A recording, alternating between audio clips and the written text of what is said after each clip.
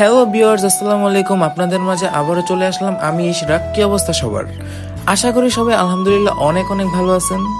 আর আমি আজকে সকাল সকাল বেরিয়ে গেলাম চাঁদপুরে যাওয়ার উদ্দেশ্যে। বাসা থেকে বের হয়েই দেখি বাসার সামনে পানি, তারপর আর কি করব, পানির উপর দিয়ে হেঁটে হেঁটে চলে আসলাম। আর অনেকেই বলবেন ভাইয়া চাঁদপুর যাচ্ছেন, কোনো না কোনো উদ্দেশ্য তো অবশ্যই রয়েছে। না ভাইয়া, কোনো রকম উদ্দেশ্য নেই, ঢাকাতে আর মন টিকছিল না, তাই ভাবলাম চাঁদপুর থেকে একটা ট্যুর দিয়ে আসি। দেন বাসার সামনে থেকে একটা অটো নিয়ে আমি চলে গেলাম রায়েরবাগ বাস স্ট্যান্ডে। আর এইখানেও চাঁদপুর কালীবাড়ির মতো প্রচুর পরিমাণে জাম লেগে থাকে, যা কিনা বলার বাইরে।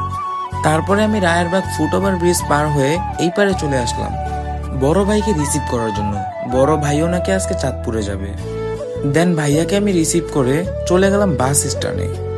আর এখানে আমাদের অনেকক্ষণ বাসের অপেক্ষা করতে হয়, তারপরেও আমাদের বাসের দেখা মিলছিল না।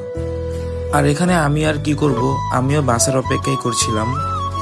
তারপর বাস চলে আসে আর ভাইয়া হাতের ইশারায় বাসকে থামানোর চেষ্টা করলো, আর থামিয়েও ফেললো।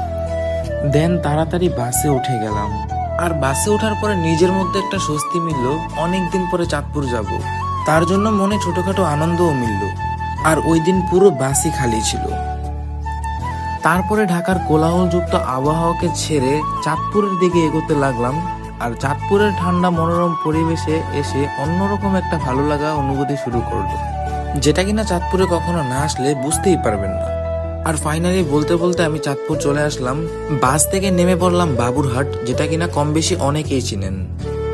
ওইখান থেকে অটো নিয়ে চলে গেলাম বাড়ির উদ্দেশ্যে। আর আমার বাড়ি হচ্ছে চাঁদপুর সদর, চাঁদপুর জসকোডের সাথে জিটি রোড, চেয়ারম্যান ঘাট।